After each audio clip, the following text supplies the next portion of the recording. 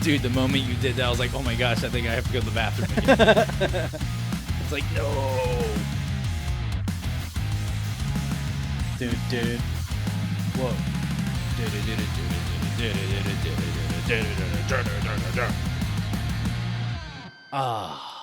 Welcome to Smartly Uneducated, everybody. I'm your lovely host, Ben, and I am joined by my awesome co-host, The Wiz. I thought you forgot my name there for a second. It's I me, will- everybody. I almost Evan. said Senor. Welcome back. Yeah. Welcome back to another lovely Friday show. We live stream live here from Texas. A beautiful sunny Friday. We dodged some storms and we got a lovely show for you tonight. Ben usually calls me his lovely co-host. I got to be called awesome co-host this time. I like being called awesome. It's a mucho gusto. What are you doing? But today we're talking about diabetes type 1, type 2, type 3. Type 3 is not a confirmed style diabetes yet, but it is a widespread thing that is actually really happening. They're digging into it. Yeah, And they're looking into it, yeah. They've been having a lot of TED Talks on it. A lot of people are going out and whistleblowing, if you will, for lack of a better term, about the actual concept of diabetes type 3. Yeah. It goes into morbidly obese people and people who really eat like shit. Yeah, pretty much. So, I don't know. How's your week been? My week's been good. Yeah? It's been a long week. It's really just been prepping for, or not really prepping for this episode that much, but pretty much because we switched over and we're doing Kick now. And, making sure all that is in the, properly done up and audio, making sure we don't have audio issues, which hopefully we're not. I don't think we are. I hope not. But yeah, it was really just getting everything set up so we're ready for doing all this fun stuff. But no, man.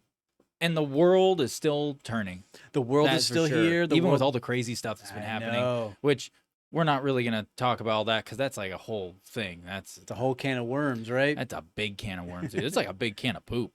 Like, that's all. It's not even worms, dude. It's just like, oh, you want to open up that can of poop? And it's like, oh, I can't wait to have my can of chicken. And I open it up. Oh, no, I ordered the can of poop this time. It's poop flavored chicken. Wait, it's chicken flavored poop.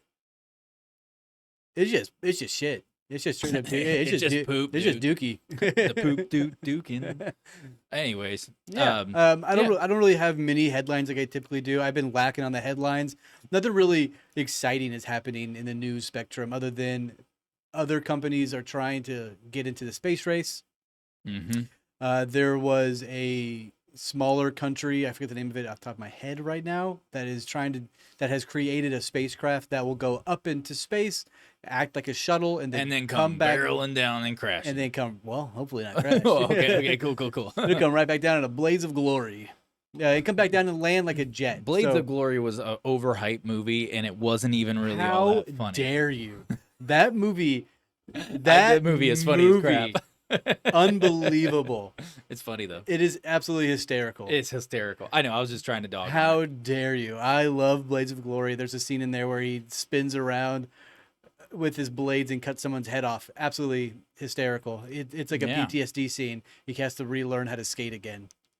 Yeah. The movie's so good. It's so good. He said it was bad. It is bad. Way to flip flop. Pick a side, damn it. Watch the CGI. Is it good or is it bad? Pick a side. It's pretty bad, dude. It's bad enough that I still watch it. So I mean, I for one love bad movies. I used to spend every Thursday night just watching a bad movie and either making fun of it or enjoying it deeply. I think I've talked about this in the past on some of our older episodes, but there are a few out there that really get me going, and I still like to watch them and talk about. Which ones are those? Rawhead Rex is one of them. Okay, one of my personal favorites. Velocipaster. I love Velocipaster. Velocipaster is a great one. Saturn is another really good one. Sharknado is a fun one too. Yeah, the whole series. Yeah, it's fun. There's one called I forget the name of it. It's where they Snakes on a plane. They turn into cockroaches. And it's like Honey, I Shrunk the Kids. It's not nice to talk about your neyghbors that way. Hey, la cucaracha. No, what? I'm talking about your physical neighbors. They're white. Hey, another Mexican. But the other ones, not the ones to your left, the ones to your right. They're white. Okay, yeah, that's what I thought. But it's a movie where they turn the cockroaches. It's like Honey, I Shrunk the Kids, but Honey, I Bugged the Kids. I forget the name of it at the top What of was my this, head. DARPA? Pretty much, yeah. And they Soft disclosure. and there's a scene in the movie where the grandma's stomping on all the roaches, and it's like her grandchildren, but Yeah. the roaches still have the heads of the Dude, it's so funny. It's Yeah. Anyway, It's a good time. diabetes, huh? Diabetes. It's a real thing. It's also dangerous.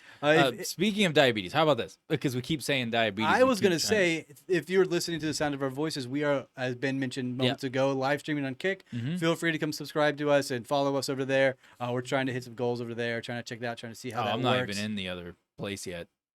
I know, but people can listen to us after the fact, right? No, that's fair. Yeah, that's fair. Yeah. That's it. So if you're My bad. the individuals who like to watch us live every Friday, I know there's one or two of you who always come visit us Fridays, no matter where we're at. So we're over on Kick now, checking that out. Nice. Well, yeah. Sorry, I was about to pull that thing open, but now I'm not going to. I'm going to wait just one. Oh, actually, no. I'm going to do it right now. Yeah, I'll let you take the You should floor. definitely do it right now. I'll let you take the floor. So I'm sure all of you out here who are MAHA heads, Make America Healthy Again, are very aware of diabetes. And I'm sure somebody in your life probably has diabetes. There is a huge pandemic going on with this right now. This is worse than a lot of illnesses and diseases that we come across on an everyday basis. I know they invented Ozempic to sort of combat diabetes, but it turned it into a weight loss drug instead. And now people are sucking down the Ozempic, and their eyes are sinking into the back of their heads, and they're losing masses of weight and having a lot of issues too. It like solidifies your kidneys. Not solidifies, hardens your kidneys, makes them boulders and rocks. Yeah. But we're not here to talk about Ozempic today. We're here to talk about the three types of diabetes. Typically, you have diabetes 1. Typically, you have diabetes 2. Adult onset, or you have them by birth, which is fucked up to have diabetes by birth. Yeah. But it is what it is. This is a really big problem going on in the world right now. Mm-hmm. Let me get some notes here. I got a bunch of notes. I've been doing a lot of research. A lot of research. And our friend Jay Gulanello, I reached out to him. Did you give a definition of what anything about? All right, well, I'll do that real quick. Just sort of rambling. I got done with that deal. So, if you're unaware of what diabetes really is, so diabetes, I wrote this up. It's just a tiny little bit, just to kind of like make it more digestible to really hit home, I guess you could say, because we're also going to be talking about other things about diabetes within this episode. It's not the normal definition, just in general. So basically, diabetes is a chronic condition that affects how your body processes blood sugar or glucose. So it only happens when the body either doesn't make enough insulin or can't use the insulin it makes effectively. So insulin is the hormone that promotes or helps move sugar from your blood into your cells for energy and all that. And without it working right, basically sugar builds up in the bloodstream, and then which is what leads to other serious like health issues over time. And basically today we're just digging into what diabetes really is and how it pretty much impacts millions and millions of people, and their potential deeper connections that link straight into like Alzheimer's, which is we were talking about earlier, which is often referred to as type 3. Yeah, we talked about it diabetes. Off camera. Yeah. So that's the gist, essentially, of what we're doing. So yeah, very, very cool. I'm assuming you had something you were about to say. That's why I was just like, dude. The diabetes, man. Diabetes. It really makes you die, dude. Yeah, but I say we just start with like what type 1 is. I mean, like, Wilford Brimley taught me a lot about diabetes. Whoa. Diabetes. Diabetes. You don't know who Wilford Brimley is? Do you remember that commercial? I remember it. I sent you a picture of him earlier in this week. Okay. He had a big fat white dude who has diabetes. Oh. Yeah, the original. There's a cat memed out of him. Like someone took a video. It's like diabetes. He made it sort of more public and limelighted, and now it is as I mentioned earlier, a huge problem and epidemic going on in our country. It is really bad in America. Yeah. Our friend Jay Gulanello, I reached out to him and asked him if he had any good studies on this or information. He said absolutely. He sent me some links. He said some things to me as well. Globally, there are 285 million individuals who have diabetes. That's 6% of the population. Yeah. That's dramatic. That's huge. That's for the world. That's for the entire world. Yeah, the United States, isn't it like, well, I saw a couple of different numbers, but it's like around 38 to 39 or 38.5 million Americans have diabetes. Yeah, it's 38.4 right? million Americans. So Yeah. we are a That's large is that the chunk approximate of that. number? Yeah, that's Okay, so I was close. It was yeah. around 38.5. Yeah. This is from a study in 2021 saying approximately 38.4 million Americans, which is 11.7% of our population Gotcha. in America. Well, that just means that we got 4 years of no data. I know. Oh no, and I'm sure I've seen how much junk food gets bought. Oh yeah, I'm guaranteed we've tripled that number. We've tripled that number by now, guys. And that's everybody. That's an amalgamation of all the people who have it of all ages. Yeah. Children are really getting it now, and that is not good. That's one of the biggest. That is where red RFK flags. Jr. is really been a big proponent about it, trying to understand where childhood obesity comes from, which I can tell you. I can tell you right now. It's easy. Yeah. It's really easy. I can tell you right now. You want me to tell you? Yeah, I want you I to can tell tell me. you Tell me. right Tell me now. right Are you now. sure you want me to tell you? Tell me right now. I can tell you. Tell me right now. My belly fat's getting upset. Tell me. It comes from the processed foods that we're all eating and consuming on a regular basis. Yeah. So you go to the grocery store, you realize that to buy a green bell pepper, it's $1.50, or you can go and get a box of Cheetos for $2. Yeah. Typically, people will go buy the more Yep. quantity of food. Yeah, because healthier foods actually become more expensive. Yeah, And absolutely. it just keeps going up. Yeah, so that people are buying the more expensive food, the cheaper foods with more quantities to sustain their bellies. When really you need to be eating less food with a better quality ingredients, like a green bell pepper, for instance. Yep. That will sustain you longer. Because eating a box of Cheetos, you're going to be hungry again in an hour and a half. Yeah. But you eat a bell pepper, Yeah. Well, just so you know, boom. that 38.4 million Americans that have it, that exact approximate number, that's 11.6% of the United States I just said population. that. I know. I was just throwing that in there. He's 'cause reiterating it. I was just reiterating it because you've repeated the bell pepper thing twice now. So I was like, oh, we're repeating facts. All right. 11.6% of the American population. That's nutty, dude. That's nutty. That's a lot. It's a lot. It really is. It's an astronomical amount. It's a scary number. Because that's including 29.7 million diagnosed, and then this is a rough estimate. So that 38.4 million, 29.7 million is confirmed diagnosed cases. Yes. They're estimating 8.7 million are undiagnosed but are being treated for something that comes across the same way. It's not a full on, like they didn't go and get tested properly. And that's a rough guess. Like it's loose. Yeah. For all we know, it's more. I guarantee it's more. I guarantee it's way more. And once you get diagnosed with it, they pump you full of pills and medicine to stop you from deteriorating. Yeah. Did you mention the pre-diabetes though? I have not. Number? Boom. Pre-diabetes is worse. Yeah. So let's add in the additional, get this, additional 97.6 million adults have pre-diabetes. That's 38% of the United States adults.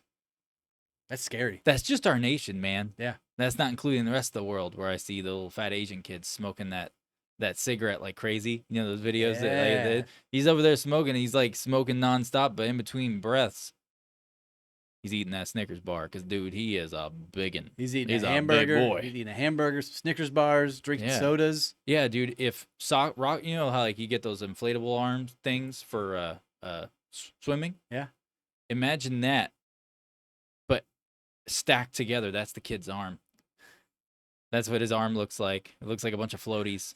but skin textured. What were those big boxing gloves? biggin'. What were those big boxing gloves? Sock and boppers. Yeah, there you go. Dude. That's what I thought of first, but then I was like, no one's gonna know what I'm talking about. I remember sock and boppers. we rented a bounce house growing up, and we all put in a pool of money to fight each other with the sock and boppers on. I remember throwing a punch with the sock and boppers and it popping and hitting my friend right in the nose, and that is when we all stopped fighting each other. Yeah. That's the best kind, though, because We were that's young what kids, though, well, but- that's what we used to do. And Yeah. on top of that, whenever you were saying like, "Oh, we got a bounce house," you just unlock some core memories, dude. Oh, 'cause really? I've done the same thing. Oh yeah, that's Yeah. fun. You go Yeah. to your local Walmart, buy some sock and boppers, and get a big Bop inflatable. them in the sockers. And you're bopping each other up all day. Yeah. Wait a minute. You're bopping each other up all day long, and that's how we stayed fit.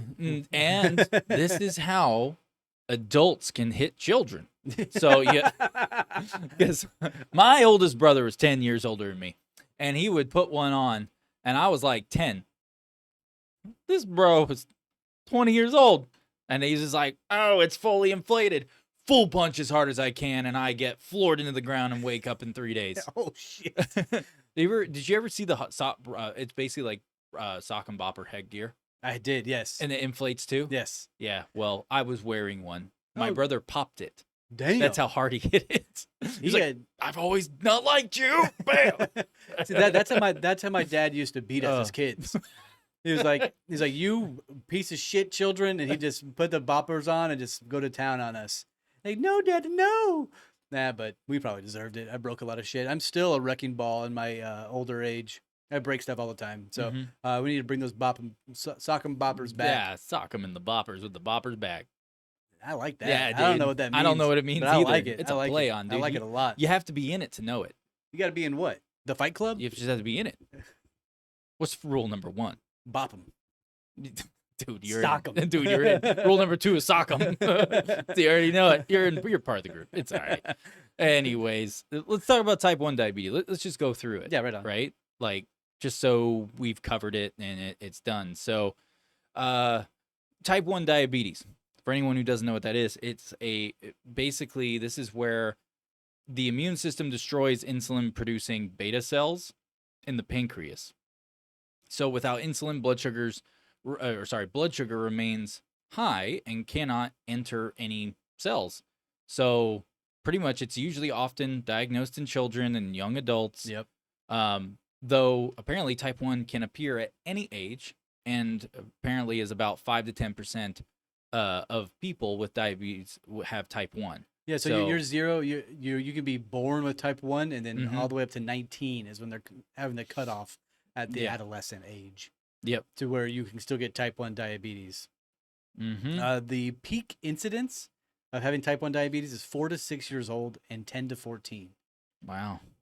That's some fat little kids, dude. Yeah. I mean, and some people can be diabetic who don't even look fat, though. This is exactly right. That is true. I know I made a simple little joke here, but I was Yeah. about to say my father has diabetes, and he's not a fat man. I thought you were about to say, and he's huge. That's what you were about to do. I was like, that's fair, bro. He's a big boy. He's a big boy, dude. No, my mother has I forgot, she's type 2 or whatnot, and it onset later on in life for her. Yeah, so did my father's. And hers is like she has to do insulin injections. Yep. All the time, Mine does not. several times a day. He changed his diet and sort of fixed it up a little bit so where he doesn't have the issues going on. Good. He takes the metformin. It's a diabetes medicine. Mhm. It's also been proven to keep you from aging. Oh, It's that's an tight. anti-aging drug too. Well, I want some of this. I know. Get out of here, dude. You don't want none of I this. think I want some of this I metformin. think I want some of this metformin. Is what I want. But yeah, so I mean, it can also occur in adults. It's common. It's one of the least common ways to get type 1 diabetes, though, in adults. Yeah. That's 1.6 million Americans are. I was gonna say addicted, but they Mhm. are reliant on insulin.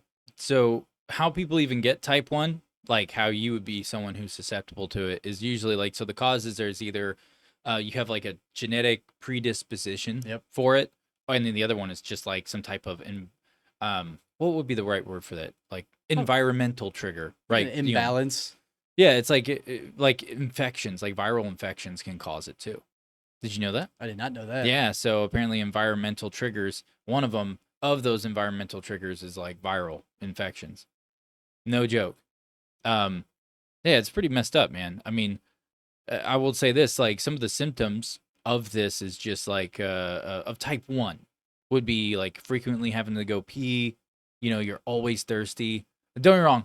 It's like WebMDing yourself, right? Your symptoms. You could easily that first one I just said, having to pee all the time and feeling like you're super thirsty, just because you have that happen at some point in your life does not mean you're diabetic or you're, pre-diabetic or pre-diabetes, prone or whatever. That doesn't, they're symptoms. It's like you WebMD yourself, like symptoms you're having. It's going to come up with some messed up stuff. And you're just like, oh God, I have syphilis. What? I'm thirsty all the time. Like- Oh, I've been bit by a black widow. Oh no. Oh, no wonder my face is swollen. Thank God for WebMD. Sir, this is just a really big zit. Oh, that Oh. widow cursed me. She was 40, by the way, and she walked through here. And she gave me diabetes. They call that the diabetic widow, dude. The Daiwo. Oh, whoa. I went there, dude. I don't know. What- TM. What's Daiwo? It's a poisonous spider That when gives it you bites you, it gives diabetes? you diabetes. It's like Spider-Man, only Spider-Man's gonna be overweight and he's gonna be injecting I was gonna himself like say, a fucking jet. Is the spider junkie. overweight in a wheelchair? Missing both its feet. It's like, come back here. I'm gonna bite you. It's snack time. Shit. It's snack time, everybody. Watch out, Killer Croc. Spider-Man looking a little hungry. He's got that chocolate drizzle. He's about to drizzle that chocolate on you and deep fry you. Chocolate-covered alligator, dude. That sounds good. Yeah, dude. Let's try it out. Killer Croc, you better run. Any of my Florida friends out there, please send me over some alligator freeze dried, and then I will go ahead and cover it in chocolate and dabble it up. That's tight. Yeah, a whole bunch of stuff. So there's age groups, right? Oh, I didn't even finish reading the symptoms. I know. I'm sorry. Go ahead. Go ahead. So like sudden weight loss, fatigue and blurred vision, and in severe cases, diabetic ketoacidosis, which is DKA, which is nausea, abdominal pain, fruity breath, and rapid breathing. These symptoms align with a bunch of other things I know of. So just go to a doctor Yeah. and get tested for diabetes, guys. Just go get a full once over. A full once over. What also helps is but just exercising goes a long way. It does. And you can get away with having a bad diet for half the time if you're actually exercising consistently. Yeah, a appropriately. relatively bad diet, right? Yeah, relatively bad Of diet. course. Now you go too bad, well, you're gonna be in bulk phase. And let's make it for a clear, while, we bro. are not doctors. We simply have just done research. So don't take what we have to say for truth. Although we did do a lot of research, I do recommend you go see a doctor if you have any concern about diabetes. Yes, and I will say this: we may not be doctors, but there is a line I like to say: is I'm not a doctor, but I'll take a look. So, anyways, back to you, Bill. The age groups. Typically Yeah. 18 to 44, there's 6.1 million Americans that have diabetes. 45 to 64, there's 15.1 million adults that have it. And then seniors, which is 30% of the prevalence, 16.5. That is 65 and above. They have more commonly diabetes. Yeah. So keep an eye on your elderly folk. Males typically get it the most. That is 18% of the population. Men get diabetes because I would say that men drink beer way more than women. That may be a sort of stereotype with me that I have, but beer will cause diabetes. It's just like sugar and carbs. It's just sugar. So if you drink a lot of beer, you're probably gonna get it. You're probably gonna get it. Yeah, probably gonna get it. Probably gonna get it. Women only get it 13.7% of the time. So there is a comment here. Did you already see that? I have not. No. Okay, so we have a comment here. So, or just in the chat. Don't say his full name. I know. I enjoy the wordplay for your username, sir. It's wonderful. And if it wasn't the fact that we were still in the first 20 or 30 minutes, I would totally say it. But no, he threw in the chat here saying that a lady that he knows just passed away from diabetes, generally healthy, but within 3 weeks, she first lost her legs, then her arms, and finally her life. She was late 30s. That is something that I've heard about happening. I've seen about happening. Like, because I grew up with my mom was extremely diabetic, and I've seen all kinds of wild stuff, like what it looks like when they lose their marbles Yes. because their blood sugar bottoms out completely. I've seen what happens when it's too high, numerous times, like all of it. And there was someone that we had a family friend, and she ended up losing her arm, and she was diabetic, and it was due to diabetes. I believe it. So it's just like, no, man, diabetes is a really dangerous thing. And the fact that I feel like there's not enough awareness about it. And then, like proper information getting spread to say, like, hey, all of you right now in your current lifestyles, because you're the general populace, you are living your life and treating your body in such a way that you're setting yourself up to have this, to become actually diabetic. Like when you could do a couple of simple things and avoid it potentially. Yeah, absolutely. But that's not the world that we live in with what gets promoted to us and pushed in our faces, and like, oh, buy this, eat this, get this new candy, get this new whatever taco flavor Dorito super stack at Taco Bell partnered with Mr. Pibb and Coca-Cola or Sounds good, whatever. though. And it's just like, a quadruple fake meat cheeseburger thing with Doritos and then queso from the can drizzled on top, and then chili scoop, and then an ice cream scoop, and then another bun, and another patty, and it's the super deluxe whatever. And they're like, and then everyone who hears that, they're like, oh, Then wash it down with a big corn syrup soda. Oh, get that Mountain Dew, bro. There's only Mountain Dew. My younger self. Man, you don't think dude, you ain't going to have a greasy burger without no Mountain Dew, dude. I tell you what. You Hey, ain't never lived no one time if you ain't ever had You no had Mountain Dew no and Mountain burger. Dew. I'm telling you. You gotta watch out, get that diabetes though. If he, Hey.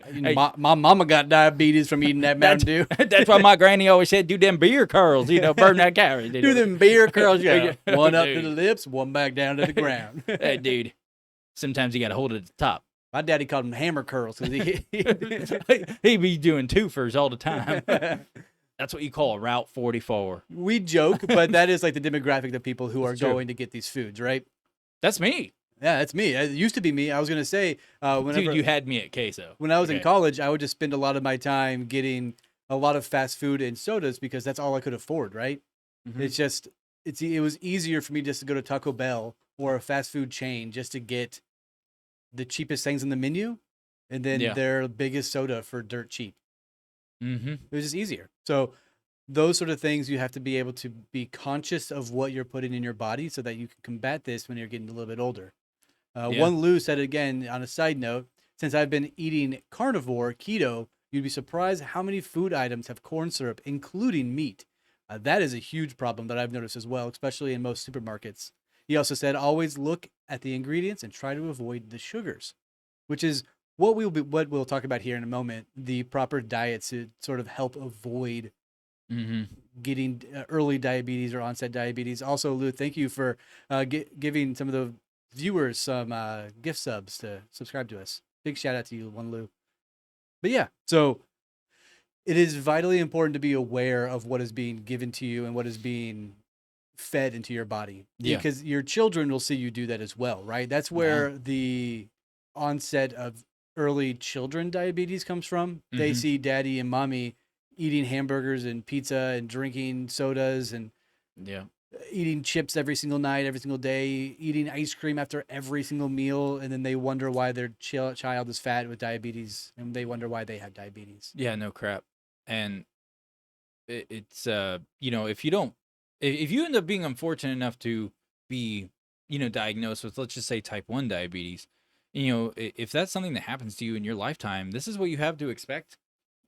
As in, like, what you have to go through on a daily basis is you'll be under lifelong, but literally the rest of your life, unless you do something to counteract it to get rid of diabetes, which is actually possible, which is something I'm going to talk about in this episode because Absolutely. I witnessed someone who was a severe, my own mother, right? She was on the track to actually potentially being in a position where she didn't have to take as much insulin and basically like remove that completely. It's amazing. But unfortunately, it's a That's it's a lifestyle change, and it has to be consistent. That's a amen, baby. Always. Lord's good on that one, buddy. Oh yeah, and so these are the things you'll have to deal with. Like you'll be doing insulin therapy, pretty much the rest of your life if you don't do anything to try to counteract it. And that's through either doing like injections or you're doing the pump. Yeah. And then you're gonna be stuck having to monitor your blood sugar all the freaking time, which means you're gonna walk around with a little bitty device to where you prick your finger, drop a little blood on the little stick, and wait to see what the number is. You'll have to be constantly watching your diet all the time, and then you're gonna have to always make sure you're doing some type of physical activity. When if you just made proper diet and exercise a fundamental part of your routine, day in, day out, you'll probably never get diabetes. That comes from education, though, right? That simply comes from understanding what is on the back of a label. This is something that they need to be teaching you in health classes, in high school and middle school and beyond, right? Mm-hmm. Right now, they pretty much teach you how to have sex, which is a huge problem that individuals have been trying to combat in the education system within America. But they just pump these kids, even in their schools, full of sugary drinks, packaged snacks. I think my mom has type 1, like severe case type 1. Okay, I gotcha. just realized that. My dad has type 2. I misspoke and said type 2. It's type 1 diabetes. Yeah, my pop has type 2 on late onset. Yeah. But he has combated it pretty well. He's got it down pretty good nowadays. That's good. He can have beer and bread and be fine. Yeah. Type 2 is a little bit different, though. Sorry, I wasn't trying to jump us in. It is definitely way different. It's definitely different. Do you want me to go ahead and touch on it, or I didn't want to cut you off? What I wanted to touch on is like the type of foods. Yeah, go ahead. One Lou touched on it briefly. I want to continue to talk about it a little bit. No, please go. So it's vitally important that you are taking in natural foods. So like natural sugars are good for you. Apples, pears, they're very sweet in nature. So those are really good for you to be taking in, right? But they are pushing. You see it on football commercials, sports commercials. Go and get our new big Carl Jr. patty, double meat cheese, covered in brown sugar, creme brulee sandwich. Mm-hmm. And that is what is being pushed onto your mental at all times. I look forward to a time to where those sort of commercials are illegal, to where they're saying, go down to your local butcher and buy a slab of meat.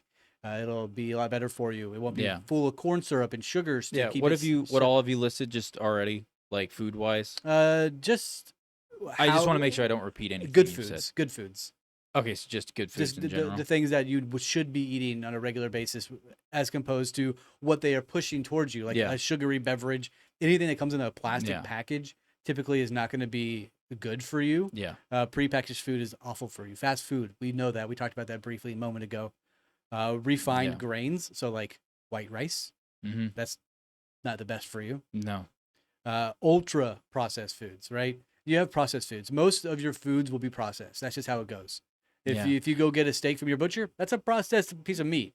Yeah. But don't confuse that with going to Kroger to buy a slab of steak that's wrapped in plastic. The best way to get your meats is actually going, like, if you go to like a butcher house, but it's a butcher house where they don't do shit to it. They're literally just chopping it up from it being brought in, like the deer or the pig or whatever. That is the best place to get it, hands down, because it's the proper source of it, and they're not doing any. You're not getting it from where they've been bred in the factory, where they're pumping in all, like you had mentioned, the hormones and synthetic chemicals and like alternative testosterone supplements into them, all these things. So that's why it's super important to understand the ingredients you're looking at. If you can't pronounce the ingredient, don't get it.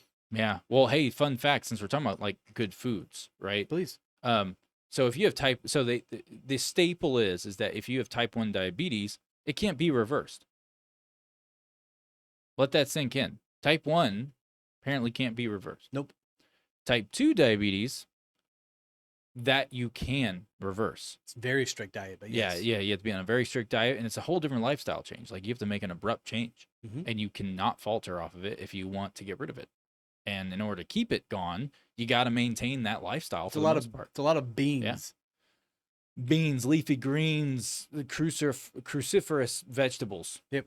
I think that's what the right fuck is word. a cruciferous? Like broccoli, anything that has like a flowering grain, sulforaphane in it naturally, and sulforaphane is the main one. So any like budding green vegetable. Yeah, and, asparagus. Asparagus, cauliflower, kale, things that pop that naturally do like detoxification. Yep. those are the ones you want, which they're all in the cruciferous like umbrella. I've never heard that term. I know. I came You across know that? How did you know that I because didn't know that? not you, me. I knew that. Wait. Wait. I knew that. Wait, hold on, but you're telling me that no, you knew that I didn't sorry. know that you knew? So Hold on, dude. I have a website open in front of me right here, and I read it because I was just like, oh, I remember now. It makes sense. Sorry, my mom used to refer to My mom. cruciferous vegetables. My madre, the birth giver. Brussels sprouts. I love me some Brussels sprouts. Dude. Yeah, dude. I love me I can some fuck Brussels them sprouts. up. Dude, I'm down to party, dude. Put some cheese and sugar on them. Berries, like avocados. The thing is though is that with diabetes, how like especially like type 1, right? The reason why you're having to take insulin, and do all that stuff because you have nothing that's actually like carrying your blood sugar to your cells and like doing things efficiently in your body. And oh, hello, there's a wind up toy over there. But basically, you want when they say that you can't reverse it, that is true, but at the same time, it's not fully true. And the reason I say that is because I witnessed my mother when she started to, because she was taking like, dude, she was having to do insulin injections I've seen her do 6 times in one day, Oh my sometimes a little God. more. Yeah, dude, it's a lot. And the thing is that like when she actually changed her diet, I remember at one point I was like a early teenager. She finally like actually changed. So how her kind of timeline went is she started to change her diet. She changed it a bit. It was a lot healthier, but it was still not too great. But she wasn't being really active. Like she thought she was being active because she'd go for like a walk. She'd go for like a 15-minute walk. Okay. Right? That's not enough. No. That your body needs to actually be at a state where your heart rate as an elevated rate for a minimum of 60 minutes a day. You need to be doing that for cardiovascular work to clean it. It's like 15 to 20% of your regular heart rate. Yeah, you need to be, working out something consistently for like 60 minutes, do something. And she wasn't really doing that. She was just going for a walk for like 15, 20 minutes or whatever. It was just around one big block. That's it. But it's just a walk. That's not enough to really get any kind of exercise in, because a lot of people, the standard of what is exercise and being active nowadays is like nothing. It just means, oh, wait, you didn't sit for 14 hours. You stood for an hour. Oh my God. I'm so proud of you. You were so you. active. It's like, no, you weren't. That's not exercising. That's ridiculous. That sounds like the new health official in San Diego. Remember that one? Jabba no baba. Awada-wunga. Standing is exercise. Dude, Jabba's palace is getting built up over there. I'll tell you what. Yes, it is, brother. America is falling apart when it comes to diabetes. Can you imagine these people going to war and fighting? I've seen them. The hitbox is really big. Dude, sir, but with the sway, oh wait, this is a pretty big target. Just pull the trigger. You're gonna hit him. You're gonna hit him. You can fire from the hip on this. He's one. 5 feet wide. Come on. Come on, dude. Dude, you got it. Point and click, buddy. You're just gonna have to fire a few times because he's got a lot of fat. It's protecting him. Oh shit. Who needs a bulletproof vest when you got 6 feet of fat, huh? Yeah, no crap. Unless they're shooting 7.62 by 39, armor piercing rounds. That's going through and through, buddy. It might deviate like it hitting water. That's actually interesting. It would I hit wonder and what just that. deviate. Now that's a Garen thumb video I would watch. Let's see what happens when there's 10 pounds of fat strapped around this target. I would watch that. That's kind of Watch interesting. it really does it. It comes back. It does a U-turn inside the fat. Nope, don't want to be there. It's like baby liposuction for the individual. And then it goes back and hits the shooter. Bulletproof vest. Look at that. And you got a little bit lighter in the process. Like, that's from blood loss. We can't forget about we can't forget about seed oils as well. Yeah, seed oil. That is a huge part of brain calcification, which comes from diabetes as well. Yeah. Things like palm oil, sunflower oil, canola oil is awful. Yep. Refined oil, that's awful for you. Yeah, it's so bad, but I love it. I It's so bad. I can't stand this stuff, dude. Honestly, I just try my best to find different oils that are, or different foods that have good oils in it and the like. Yeah. But yeah, I mean, It comes down to just being aware of what you're eating. I know it's really difficult. I know that a lot of us don't have the time for it, Yeah. but you need to make the time for it, especially if you want to live a long life. I know that we have an overpopulation problem, so they're probably, oh God, this is going to sound bad, but it's probably better that we sort of thin to hurt a little bit, but it is vital for the people that you love and people that you care about to care about their health so they don't get type 3 diabetes, Yeah. which is a new type of diabetes that's been Yeah. prevalently on the scene. Yeah. Yeah. I will say this. I want to give what type 2 really is. I want to kind of Yeah, go through that absolutely. briefly. And then we'll take a quick little 3-minute break. Yeah. But hold your seats though. Don't go anywhere. I mean, we'll have stuff going still. But let's go through this and then we'll do our little ad break, and everything like that. And then when we come back, we'll jump into the whole type 3 diabetes, the Alzheimer's connections, because that's where our main focus is on this episode for the most part. Yeah. So, but no, type 2 diabetes. So, like I said, type 2 isn't, it's this one you can get rid of. That's what we were talking about earlier, because type 1, for the most part, you're pretty much stuck with it because your body does not either produce insulin or it can't manage its insulin correctly. So type 2 is a metabolic disorder form of diabetes. It's where the body either doesn't produce enough insulin or it becomes like resistant to it essentially. And so basically over time, like blood sugar, your blood sugar just remains elevated. Yeah. That's it. And then it just leads to all these different like medical complications within your body. So, the most common diabetes type is 90 to, like who this affects, like for type 2 in the US, is 90 to 95% of the cases. Damn. Yeah. So every single like one basically of them. 90% of the population in the USA who has type 2, who's been diagnosed with it. This is the 90% of these. Pretty much yeah. all of them. Yeah, pretty much. 90%, dude, because the other one was only like 11% of the population. Yes, it was. So, and it's always affecting older adults, but it's being increasingly in younger people, so like teenagers, children. This is where they're seeing a crazy rise in type 2. Because it causes your insulin Yeah. to stop producing it naturally. That's why you have to then inject insulin, because your body can no longer fight the things you're putting inside of it with the magic chemical called insulin. Yeah. And there's like, so the people who are at risk, so they have like an actual risk factor. Like it's pretty precise on these. So it's like basically people who are overweight / obese. Oh, my bad. It's either overweight or obese, especially people who are like heavy in belly fat. Because it's when you get fat built up in around your organs and everything. That's one of the biggest problems. Basically like a sedentary lifestyle where you're not active, you don't really move around, you don't get up and do something. You're just kind of a couch potato all the time. And I know a lot of people probably think, well, I'm not a couch potato. I get up and I go to the office and do this and whatever. And it's like, just you get up to go to your car, to sit and drive for 45 minutes, get to the office, then walk 100 feet to a cubicle that you sit in for 8 hours, except for when you get up to just waddle to the bathroom. That's not being active. That's a sedentary lifestyle. Incredibly sedentary, yes. Yes, insanely. So get rid of your chair and get one of those little stuff steppers. Just chop. Stuff tuppers? Self steppers. Oh. The shelf steppers. Go get one of those self steppers. Go get one of those yoga balls and sit on a yoga ball. Yeah. You may look goofy as hell. You may be the laugh of the bounce around. Yeah, bouncing on it, dude. You get really good at hula hooping because you know how to move them hips.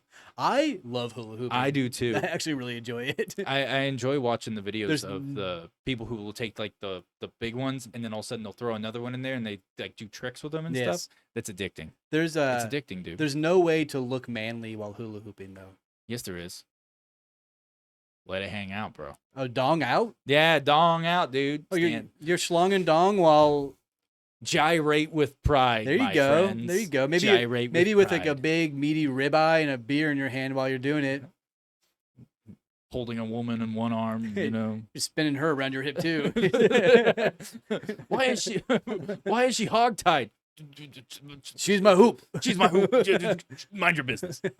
Anyway, This is our thing. Get out of here. this is my wait, no, it's his thing. I'm just partaking. I'm just a supportive friend. Oh my gosh. But anyway, so the I know for a fact that there's other risk factors. There's other risk factors. You were about to say something though. What is that? I was gonna make a joke that one Lou just did. He beat me to the punch. Was playing with yourself is a great way to keep your cardio up. That's why I stay so healthy. You know what, man? I used to play Magic. I used to play myself in chess all the time.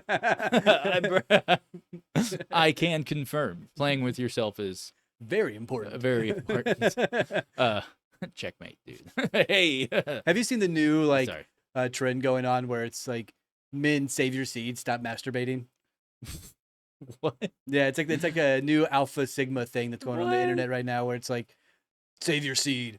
That's your power. Don't get rid of it. What? Is that really? Yeah, oh dude, it's a huge thing. That's cool. Wait, who's funding these things? I don't know, it's social media retards. I'm gonna look up who's funding these things. I'll let you continue talking. Real Who's quick. who's funding anti-masturbation propaganda? Whoever it is, they need to keep going. It's fun. Build it up and bust it out. I'm looking it up right now. Who funds? I just googled who is funding anti-masturbation ads. Uh-oh, what do we got? DARPA. You can't masturbate unless we tell you to through the cloud. We have this new technology coming out that's self-masturbatory. What was it? Cheatware, like anti-spyware. You know how they have like the anti-cheatware for video games Yes. and stuff. It's the anti-abation or You tried it. It's something. There's a joke in there somewhere. no jerkin, no jerkinware. Oh, it's called the anti-jerkware. That's what it is. There we go. Anti-jerkware. Yeah, dude. No one likes a jerk. It's like, I don't know, man. Anyways, well, I just clicked on this. It says, Good Lord, one Lou. it says in the 1800s, oh my gosh, in the 1800s and through the 1900s, anti-masturbation sentiments were sometimes embedded in moral wellness trends. Kellogg's bland diet, but bro, they had Kellogg's diet ads back in the in the past for Kellogg's that were anti-masturbation. That's awesome. Don't you jerk off, you can't have your Wheaties. Do you think it has to do with the rise of Christianity in America that this is coming up forward more and more? Christianity was already there. I understand it's already there, It was but already the there. rise of it in 2025, because there's been a huge spike in Gen Z people who are finding the Lord. Do you think that has anything to do with the don't spray your seed, save your seed? You know what? Let's just say it does. Yeah, sure. I don't know. Let's move on, huh? I don't Moving know. on. I'm just moving on from this, but type 2 diabetes. So anyways, we're about to break away real quick and we'll be back in like 3 minutes, but basically on the diabetes type 2 side, what I was saying was, so like age 35 and up, within the risk factors. So if you're 35 and up, family history, certain, it even boils down to ethnicities too. It's saying certain ethnicities are prone to get it. And it's got African Americans, Hispanics, Native Americans, and Asians. What, white people not get it? Not once, not That, never. that is the biggest crock of crap. Most of the obese people I see are white Yes. people. Man, they've never been down to that trailer park over there. They have not. No, they have not. You walk over there, there's a reason why most of them are bowing in this way. The consensus never reaches there. No, they can't. It's because the steps have impaled inwards to the trailer because Big Bertha in there, she lives a very sedentary lifestyle, folks. And she doesn't move from her couch in the middle of her mobile home RV park. Instacart delivers all of her pizza. No, dude, the hole in the ceiling, they just bring in a drone from Walmart and they just have a detach up there and it just lands on her It's head. a funnel right to their mouth. Do Yeah, dude, she just lays there and goes, ah. you remember my 600-pound life? I do. You lost a lot of weight. Yeah, brother. You're not at a 600-pound life anymore. I won the You're at 320. I won the Biggest Loser competition. What can I say? Dude, Welcome to The Biggest Loser. Where we find the biggest fatties and we make them lose weight. My kind of show. I can't watch The Biggest Loser. I can't. I couldn't then, and I won't now. I can't watch it now either. You want to know why? Tell me. I laugh at it. And it's not because I'm like, they're overweight. It's because it's like if you watch their mannerisms and then sometimes like some of them fake, they go, oh, I can't. And they're like, well, when you have that much excess and you wiggle yourself abruptly and plop yourself down to the ground, it's quite mesmerizing. Looks like Jell-O. It's like, whoa. Like, I can't take it seriously. No, this is like a parody skit, 'cause especially the people they choose to be on there and their personalities. The producers knew what they were doing when they casted all those people. They wanted the fit people to laugh. They did. It worked. So people should be upset with the producers of those reality TV Not shows. us. Not us. Don't hate the player, hate the game. Evan, stop laughing. You know what? We're going to be back in 3 minutes. Cut to commercial. I'm trying to build myself. Anyway, sorry. Don't go anywhere. We'll be right back. Yeah, don't go anywhere. Treatments. Hey. Treatments for type 2 diabetes. Oh, I thought we were going to go to commercial. Lifestyle first, everybody. Weight loss. Even 5% helps. It's true. 5% does help if you're like a 400-pound person. That's a good chunk. What? If you're 400 pounds and you were to get 5% lighter, like lose 5% that's fat. significant. Yeah. You'd lose probably that much, at least in the first week of just consistently moving around normally. Just walking. Yeah. And not eating the entire fridge. That's my problem. Yeah, that's my problem too at night. I eat way too much. I ate a whole tub of peanut butter before. And I have to counteract. Wow. I'm being serious. I did. I have to counteract it with walking and exercising on a regular basis. I thought you were about to say, I have to counteract with walking. Then I have to counteract that by not doing something by the ice next cream. day. Oh. But regular exercise, physical activity, like, the stuff we were mentioning earlier. But then you've got, like you mentioned, metformin earlier. Medications like metformin as kind of like a first line, treatment of what you'd be doing. Monitoring A1C and glucose. So, treating hypertension, all that stuff. Yeah. So, but anyways, you guys don't go anywhere. We will be right back. Right back. Hey everyone, we're going to take a quick pause to give credit where it's due. That intro track you can't help but bob your head to?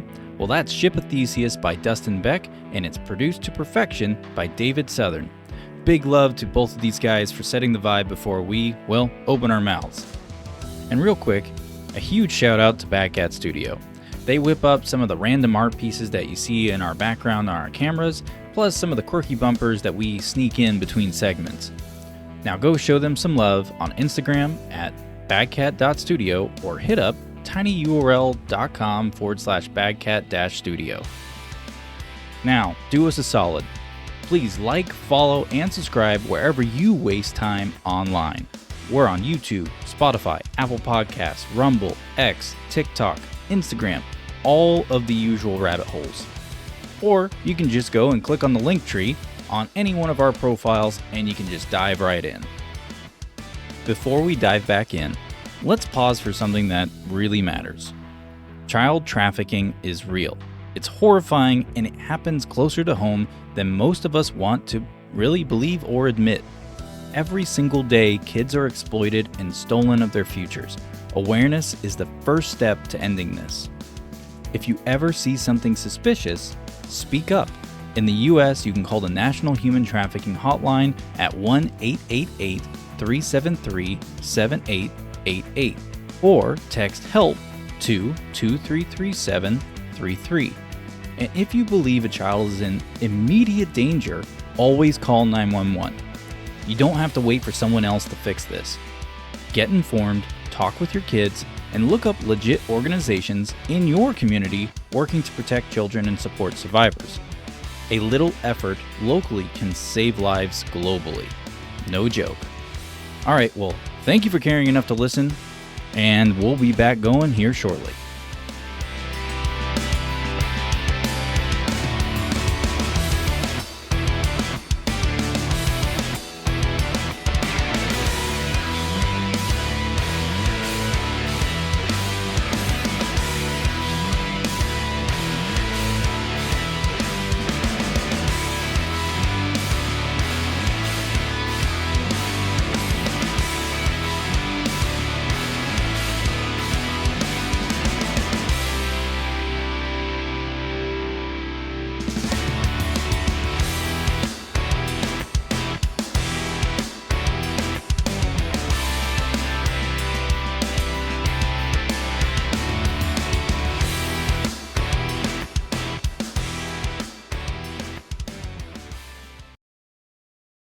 And we are back, everybody. So, yeah, child sex trafficking. It's a very real thing. I hope you guys stay aware on that stuff. See something, say something. Yeah, see something, say something, punch something. Who are you punching? The would-be predator. Pew pew. That's good. Yeah, that's good. That's good. That's good. Let's get into the type 3 because that was what this is really about. Yes, This is it's the whole thing. The new spectrum of diabetes that is really hitting the ground running in the medical world. It is what has been affiliated with the ADA, the American Diabetes Association. They are proposing this as a new term to not officially be, well, it's not officially recognized by any major health organization. I'm glad there's no major whores behind that. Many health Unless you're Big Pharma. She's the biggest whore of all. like who? Big Pharma. No, the World Health Organization. Who? Oh, yep. Sorry. I thought you were actually asking who with the question mark. And on the end. CDC and all these places, they're not really recognizing type 3 diabetes. Diabetes as anything. They're not recognizing it Nestle. yet. Yeah, it's a huge problem there. Yeah, oh, yeah. And Coca-Cola. Nestle and their delicious Kraft. chocolate, you bastards. Nestle said by mid-2026 they're going to have all artificial dyes out of their food, which is amazing. That's really good. And they're going to replace it with something else that's with bad. bugs. Bug. Ew. But bugs. Notably, in 2005, a study by a doctor named Dr. Suzanne de la Monte, she described Alzheimer's disease as a specific brain insulin resistance. Mm-hmm. So I then asked our friend Jay Gulanella, who I've mentioned a few times now at the start of the show. I asked him, "What's up, Jerome?" Because I don't know what Jay stands for, so I always call him something different every time. I asked him if he has any speculation on type 3 diabetes and how it is affiliated with Alzheimer's. Mm-hmm. He says, yeah, when the brain loses its ability to use glucose as a fuel source, it has no alternative. That is where we start to see the symptoms of dementia begin. So it's all correlated with the food that you're intaking. If you're intaking a bunch of really high processed, sugary, fatty foods, your brain's going to get so used to it that it's not going to know how to fight it. And it won't fight it. It can't fight it. So then your brain begins to harden, and that's when you get dementia and Alzheimer's. Yeah. There are ways to combat that. You just have to really change your diet and exercise rigorously. Yeah. And not give up on it. Yeah, and I can tell you right now, how like brain, like in the brain, how the insulin. I'm about to. How the insulin, basically it's getting shoved up into your noggin, or not the insulin. It's I'm wording this horribly. It's the insulin resistance in the brain. So basically, like all that sugar's not getting, sent through your brain correctly, and it gets built up. And I hope I worded that correctly. Say it again.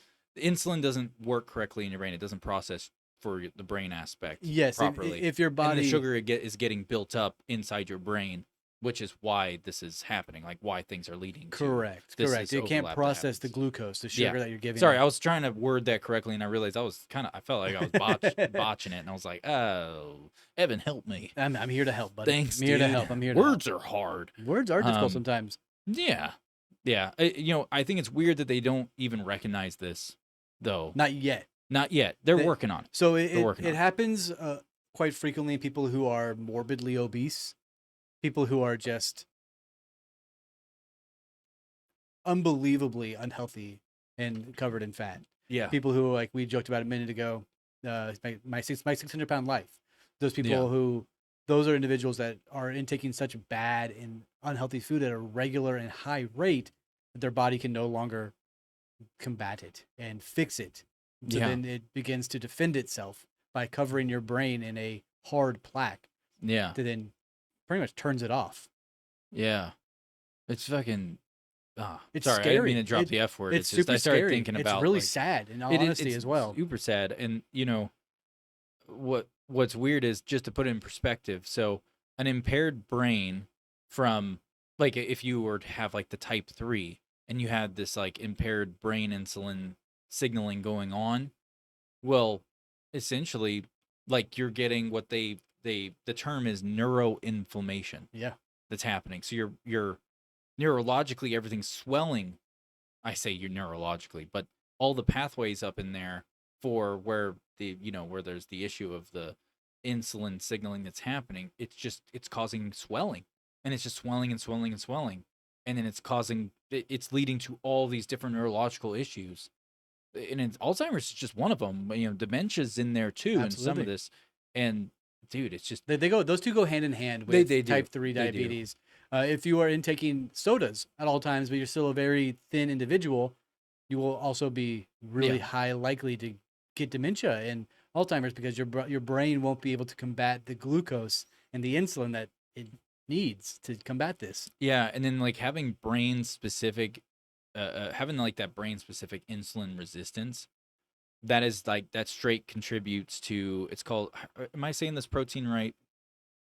I meant to look up how you say it. Tau protein or I'm the not toe. sure. I'm not It's sure. TAU. Yeah, TAU tangles, right? Yeah, TAU protein, and then it's the TAU protein hyperphosphorylation.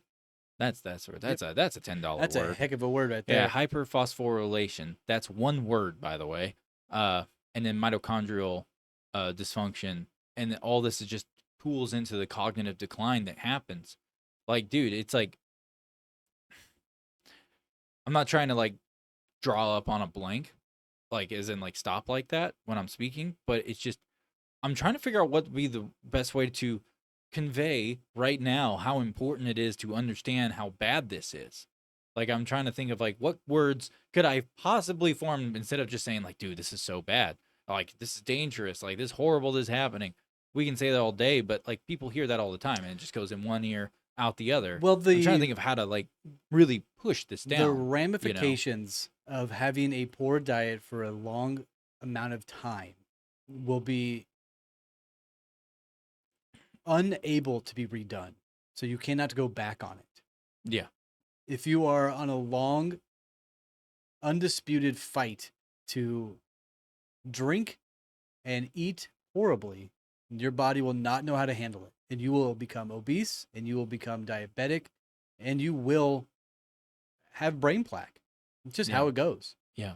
It is crucial to understand the ramifications of this. I'm gonna go ahead and switch over the screen Yeah, while we're please. talking, just so people can see this. So let me switch it over. So this is a good site right here. This is through what does that say? Alzra.org. Yeah, alzra.org. And this is where one of the many websites that we have that we were pulling information from, and about Alzheimer's and type 3 diabetes, and the connection and the work that's going into it. So just letting you guys know in case you guys were like, oh, where are they getting this information from? Many .org sites like this and other reputable I got a lot of mine sources. from perpetualhealth.co. Like Yeah, from Jay Gulanello's. Yeah, Jay Gulanello is. I recommend everyone always checking out his stuff. Yes. Like hands down, he's awesome, especially with all the work he's done in that line. Yeah, I mean he's a big proponent of having a keto diet and a meat diet. Just making sure that you are intaking a lot of natural meats. I think Lou mentioned that earlier, that he's did. doing the carnivore and the keto diet. Keto. Yep. It's vital. I mean, it really is. It's important that I've said it. It's important, right? I've said it dozens of times today. But it's imperative. It is imperative to understand. It is really important to understand that the things you're putting in your body will have an effect. So if you are shoving inside of your body many different objects that are going that are going to be, listen, we're not Bonnie Blue. We don't have thousands of objects going inside us. We don't do that. I'm not Mr. Bonnie Blue. Chick's a dude, if you haven't heard. Dude looks like a lady.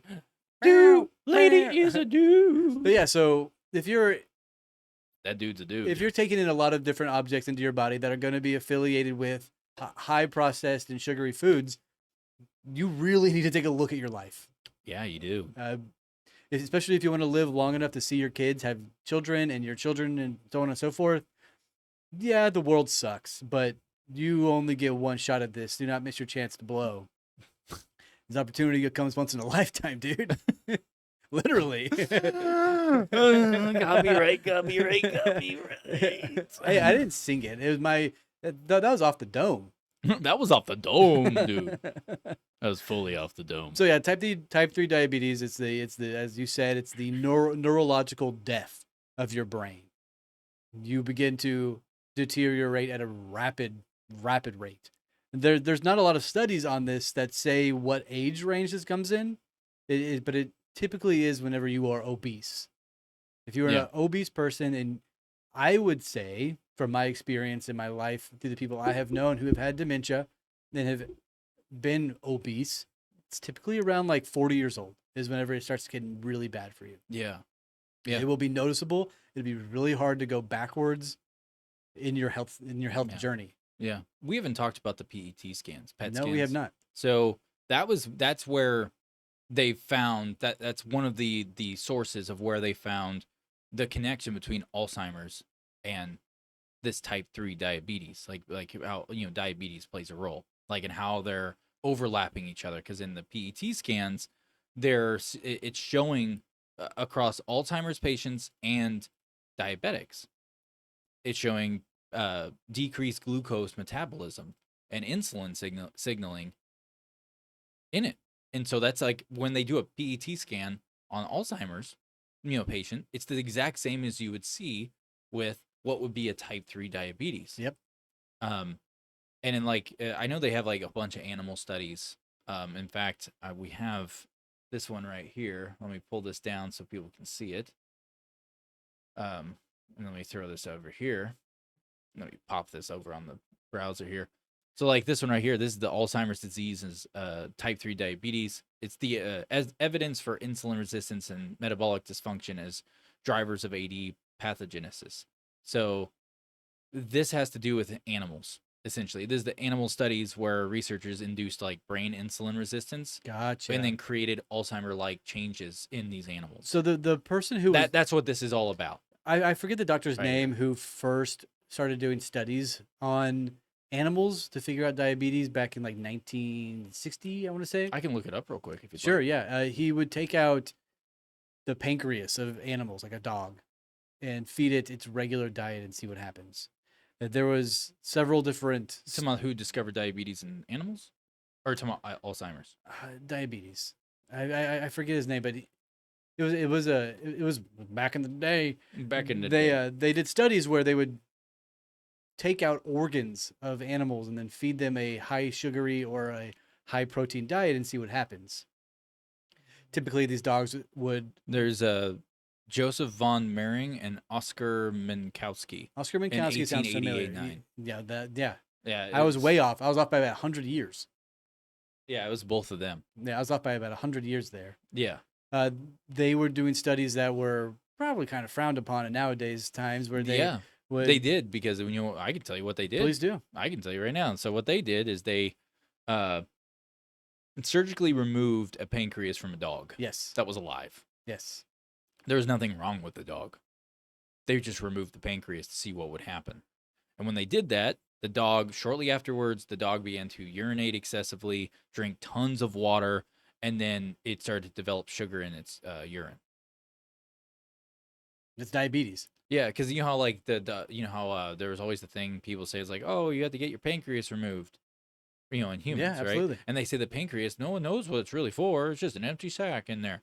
No, it actually has. It's a direct relation to diabetes. These guys proved it. Yes, they did. I know it's with dogs, but they proved it, and that's why when I was a kid growing up, and I would hear, because we had a family friend who was living with us at the time, and he had to get he developed pancreatitis or whatever it is, Okay. and he had to get his pancreas removed.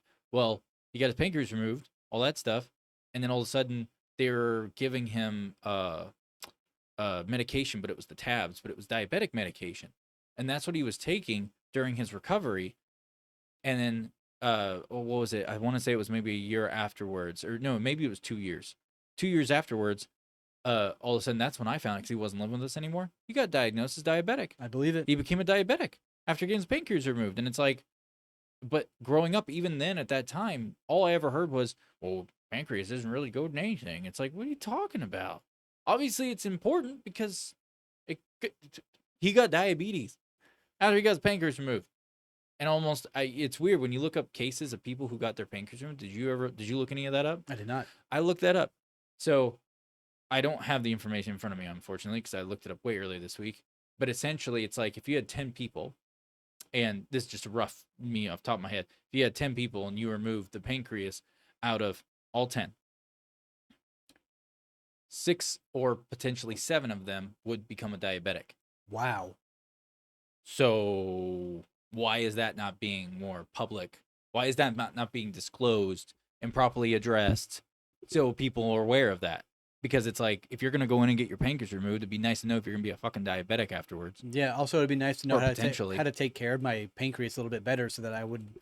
Well, it makes me wonder, why were they giving him that pill right off the get-go? Because they do. Unless that helps solidify. So you said, how you have like 6 out of 10 people or whatever. Yep. Well, what if you taking that creates it, makes it a 10 out of 10? It guarantees Yeah, diabetes. because you're putting in a synthetically made chemical into your body, even though it's in a pill form, made in a lab, to treat for not having a pancreas, but you're going to be dependent on it anyways. So it basically, instead of it, I feel like it just removes the ability for someone to have a lawsuit if someone were to come across the connection. There's got to be. I don't know. There's got to be a know. correlation. There's got to be a correlation between this, right? There's got to Yeah. be something. Yeah. I don't know off the top of my head, but I don't know either. But there's got to be something. And I'm sure the big pharma knows all about it, and that's why they are a big proponent in doing these things and making the medicine for it. Do you know who discovered insulin? Please tell me. Frederick Banting and Charles Best. Oh, look at that. They who also worked with diabetic dogs. Gotcha. I think I found that in the very start of my research this week. I just didn't write it down, much like you. And the pancreatic. You heard that story. You don't know. You've heard this story. You've heard the story, and I'm sure other people, if anyone's listening right now, you guys have heard the story too, about how I'm sure you saw it go around on a viral like clip on TikTok or Instagram or Facebook, like anywhere between now and the past 10 years. It's popped up. I've seen it numerous times where it's like an old photo showing a bunch of little kids in beds, in hospital beds, and it's like old school from like the somewhere in the early 1900s. Well, that photo, and they don't mention that it has to do with diabetes. They just say insulin. It's something insulin, right? Well, what it is basically the first successful like the discovery of insulin was in 1922, and they realized how they could use it to save people who have diabetes. Well, there was a hospital that was full of all these kids, like tons of kids, who were all super sick, and no one could figure out why. Like they were just burying their kids. Basically the thing is that parents back then, in the early 1900s, if your child was sick they didn't know what was going around. Turns out it wasn't something going around. The kids were getting affected by something else, but the insulin had to do with it, as in, basically, if your child went to this hospital, you knew your child was going to die, because that's where they sent all the kids with the same issue, because they couldn't figure out what was causing it. Well, after they discovered insulin, I don't remember what it was. It was basically that doctor who was running that hospital ended up reaching out to other doctors going like, we're trying to figure out what's happening with these kids. We've been dealing with this for a long time. Like they've been dealing for years. No idea what was going on. Tons of kids died. Tons of them. And adults too. Like there was there was adults involved in this too, but this was a hospital just for children. That's it. So basically the guys who discovered insulin, which was Frederick Banting and Charles Best, they ended up making a trip out to this hospital. And when they go out there to this hospital, they look at these kids. They came with other doctors too, because they were doctors still. And they weren't necessarily thinking, oh, insulin's the solve. It was more of, they got told what the symptoms were of these children. And they're like, we want to come too, because we think we just discovered something that can help these kids. They weren't 100%. They didn't know. They just wanted to see the kids. So they go out there. Turns out all of why the kids were there was because of diabetes. All of them had diabetes. Damn. And they weren't being treated. And since they had discovered insulin just right before that, they gave it to all these kids. All these kids literally within 24 hours. It wasn't even 24 hours. Like literally every single kid at this hospital, almost night and day recovery. Because they got insulin given into their body, and their body wasn't, either producing it or it wasn't working correctly. And boom, saved all these kids. I wonder. I could have swore we had talked about it at one point. I have not heard that story. That's fascinating, though. Yeah, no, it's insane. Yeah, Charles Best and the guy went out there. And don't get me wrong, there was other doctors who went too. not because of insulin, but to try to figure out like, well, let me throw my I wonder. brain at it too. And then boom, turns out it was diabetes. And what these kids and the town folk that were exposed to back then, there was something in the town that everyone was eating that was just really bad for you, and no one knew it was actually bad for you. Like, and they were eating it, but it was actually causing the diabetes. There was something in their diets that were messing with them that bad. Well, I was wondering if it was like So- high fructose corn syrup, but that didn't come around to like the 50s. Yeah, I would say that was like a 50s thing. Yeah, or something. Yeah, late 50s is when they first Yeah. gave it to the public. I mean, you never know because they always had the what's it called too, like the snake oil salesmen who'd Of be roaming course. through towns. Even back in the 1922, that was still happening in the early 1900s. There was still plenty of shit. There's snake oil salesmen now. Yes, there are.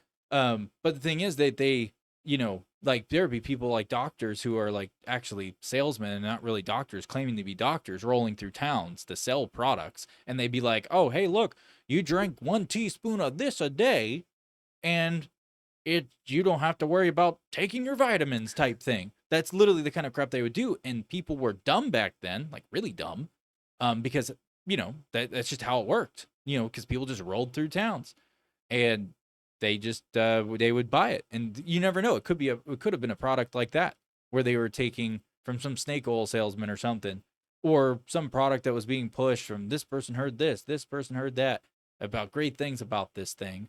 And then they go and buy it and they do it. And then all of a sudden it's, oh, wow, this is actually causing tons of health problems to people and no one knows it. Yeah, You know what I mean? I just did a really quick search, and Mhm. apparently in 1920 there was a huge increase in pancreatic failures, Mhm. and that's probably where that stemmed from.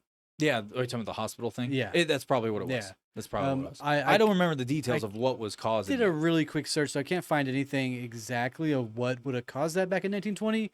There wasn't very many processed foods, but there was about your diet would be 20% of processed foods instead of today where it's like 85 to 90% of your diet. Yeah. So it's potential they were releasing new styles of processed foods that really impacted these children. Yeah. Think candy, think Love me some candy. like soda pops, little sodas. Soda pops. I imagine that is a lot to what had to do with it. Maybe white flours and sugars starting to show up more frequently. I'm not sure. That is really fascinating though.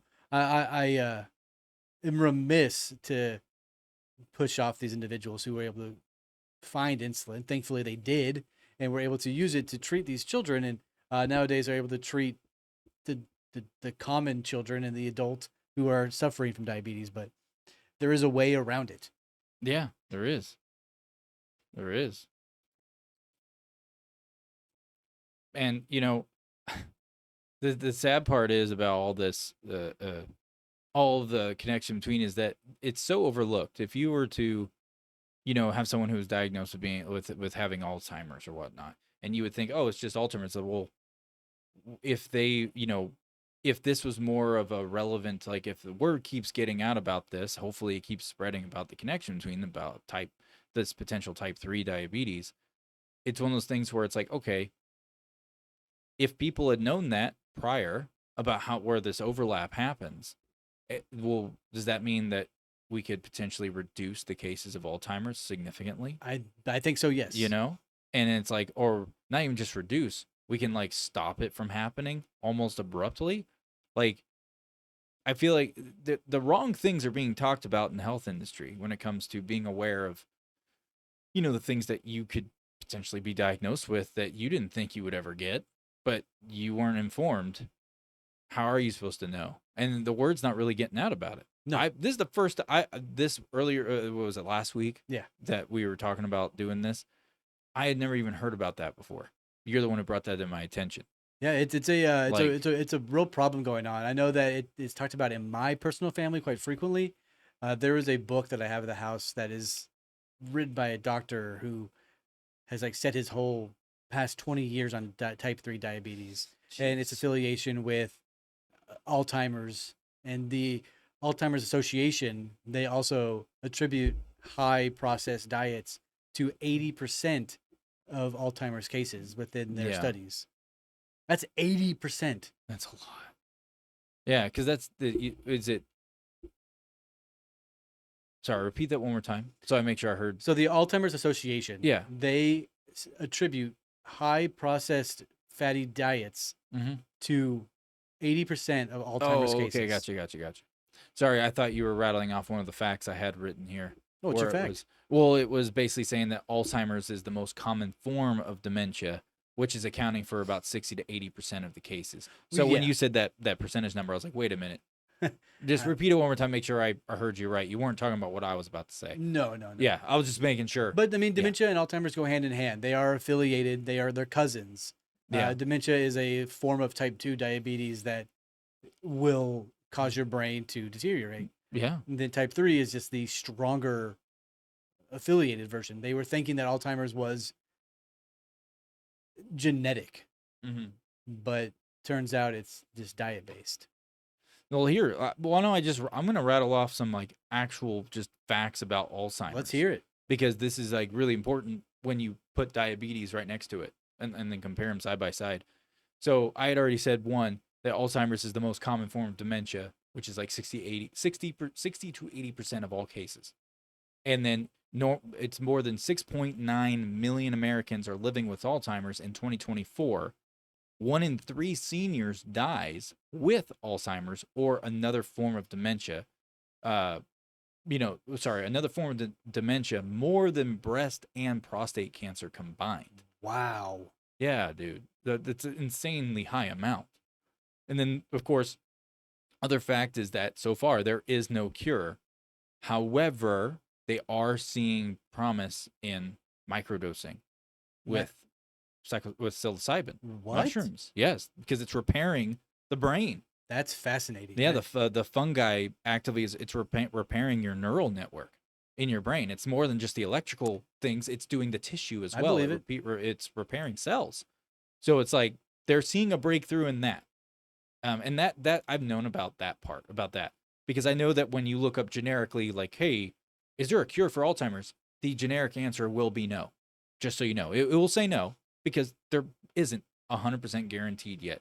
However, the microdosing that they're doing in the study of using mushrooms as a form of medication for the brain, they are seeing huge strides in that. Like they're seeing they're basically seeing people who do have Alzheimer's, they are seeing a repair process happening and they're improving. So it's like, okay, well, dude, that right there, there are so many applications for mushrooms when it comes to microdosing and like for medical benefits, Yes, health there is. benefits.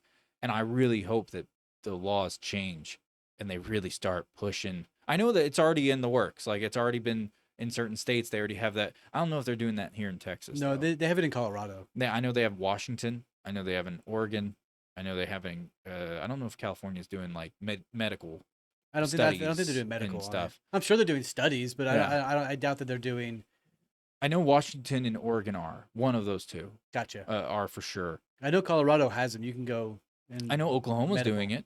Oklahoma already announced that they've already started that in the medical wow. side. Not to administer, but like like just open freely to the public. It's more of Tests. we're testing. Like so we're getting patients, we're getting proper patients to see if this really works. And it's already showing that it does. The question is like they have way more tests to be done. Oh, of course, it's so over new. time. It's very new. I know that they were doing it in Washington or Oregon since I want to say it's 2012. Nice. So they've been doing this over 10 years there. It's going on 13, almost 14 years they've been doing it. That's a long time. So they've already made it, but that's small in the grand scheme of like the condition, right? Like it's kind of like vaccinations. If you're gonna, that you're supposed to do all these test trials and actually make sure they're safe and do all these things. We're not here to talk about that any more than that, but I'm just making a point. Like they do the testing and make sure whatever, or supposed to at least. Yeah. Supposed to. But Alzheimer's is now finally being linked to metabolic dysfunction in the brain, aka type 3 diabetes. That's another fact about That's where it comes down to. That's an official fact now. So the type 3 thing is not something we're making up. That's actually that's what they refer to it as. It's not us. Them. They refer to it. Another fact about Alzheimer's is that women are disproportionately affected, making up nearly 2/3 of Alzheimer's patients. That's exactly right. Well, I could have saw that. I mean, I remember growing up, every girlfriend or female friend or, even a wife, they never listened to me. So no wonder they don't know what's going on half the time when this stuff starts to kick in. I was like, dude, they already had it. It's because they chose not to listen for years. I've been telling you. Kidding. I've been telling It's you. a joke. My wife's gonna punch me in the balls, for saying that, without a doubt. But Might have poisoned my food. And be like, oh, this is how you get Alzheimer's, huh? cyanide, rat poison, leading cause of Alzheimer's in men. So they've been using antidepressants and antipsychotics to treat this brain illness as well in elderly patients. So they're giving them more drugs to potentially slow down the effects of Alzheimer's. When really they just need to make these elderly individuals or late age individuals. What the fuck do you call somebody who's like 55, 60 years old? An adult? Old, early elderly? non-retirement folk. Pre-elder. Yeah, a prelder. They're telling these pre-elder individuals to start taking antipsychotic medicine and NMDA receptor antagonists. When really you just need to be exercising and fucking eat clean. Yeah. I know that we keep harping on that, and we've that's the best defense and offense you can have. We've done a few health-related episodes in the past, and Mhm. we always steer back to take care of yourself, eat healthy, exercise. Yeah. That's the cure-all. That is the cure-all. Yeah. Eat good meats, eat good vegetables and fruits, and lift some weights. Go on a run. You're going to live much longer than a lot of your friends and family. If you are able to do that, you will improve your lifespan tenfold. Yeah. Not only that, but you'll be clear-headed. You'll be sought after more. Yeah, and this is in no way Evan and I sitting here, because I know there's all the bullshit, and let's just be real about it. Got to. Because the reality is that nowadays you're being told subliminally and covertly and overtly to your face through propaganda to twist the narrative that if you're overweight, you should just love yourself and just be happy. There's no one saying don't like yourself, but at the same, no one here is trying to say that. What we're trying to say is, hey, you know what? You are overweight. That sucks. But the reality is that comes with health conditions, and that comes with medical issues.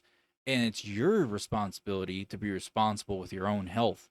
The world can't do it for you because right now you've got a huge chunk of the world telling you it's okay to be super overweight and have, live in a lifestyle that propels you at an insanely fast rate to having either a horrible medical condition, horrible death, you name it, just a horrible life experience because you're going through life inside because everyone wants to buy a new car, but in all reality in life you only get one real car. That's your body. That's right. You're driving around every day. You got to take care of it. If you don't, you're gonna end up falling apart, and you're gonna fall apart in a way that's gonna affect you not just emotionally but physically, logically, rationally.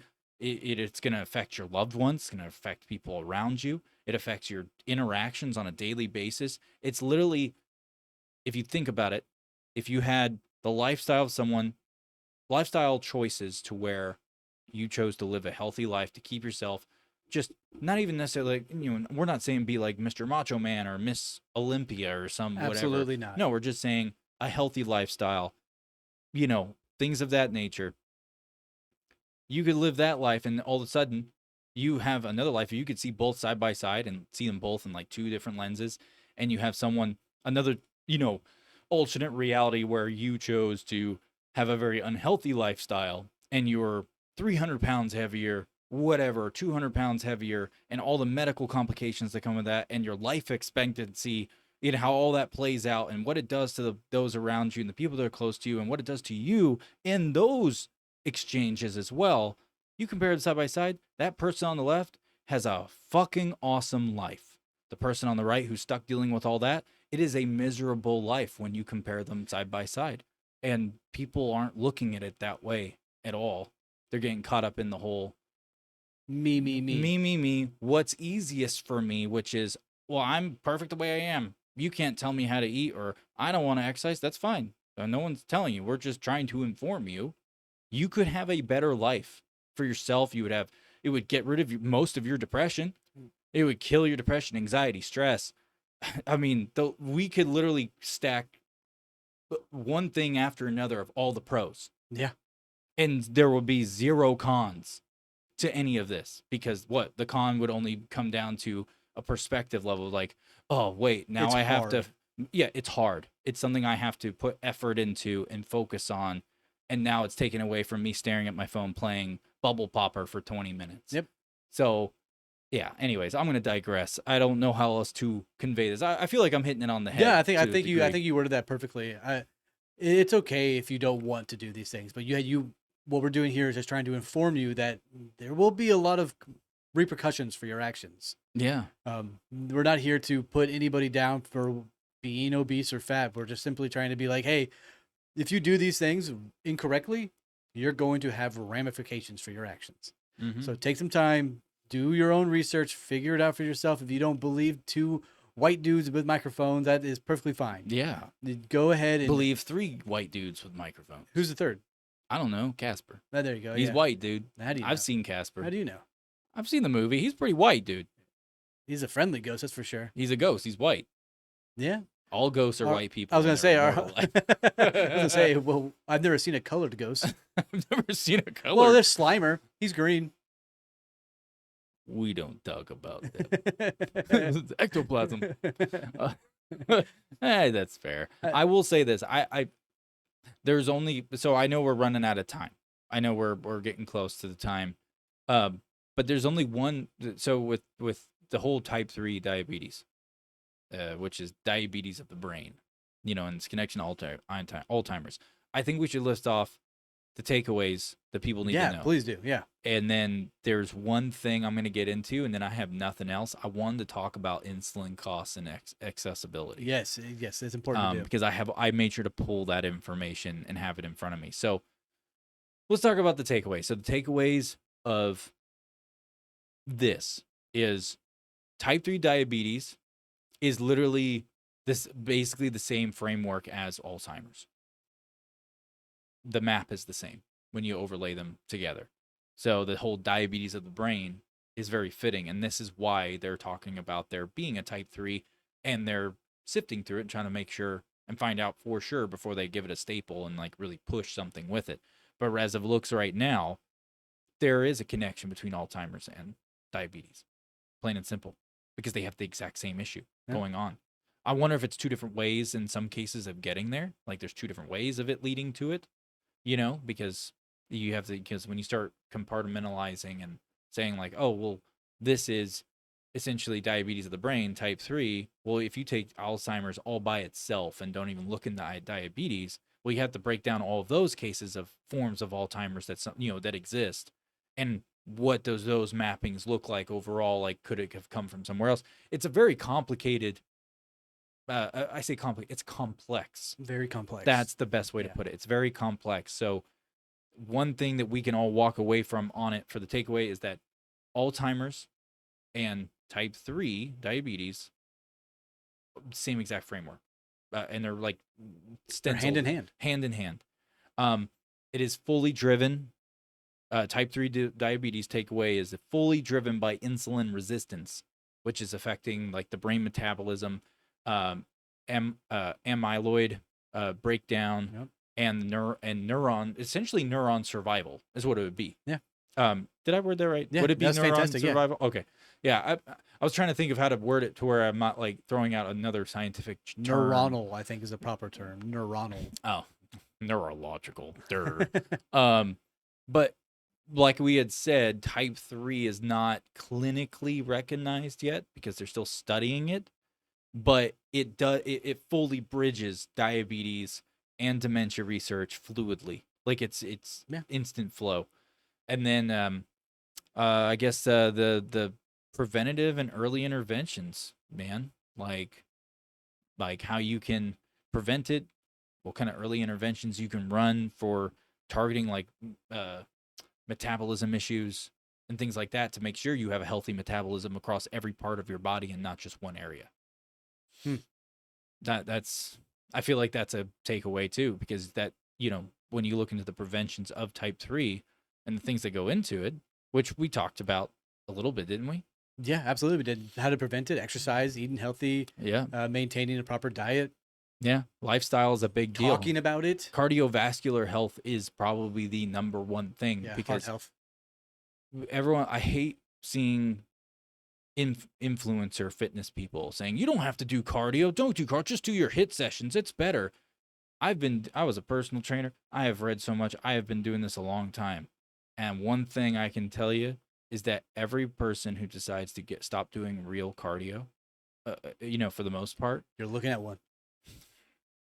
Evan, I wasn't going to say anything about your weight. But no, the reason why they say that don't do cardio is because they're saying, oh, you can get a six-pack without cardio. That's true.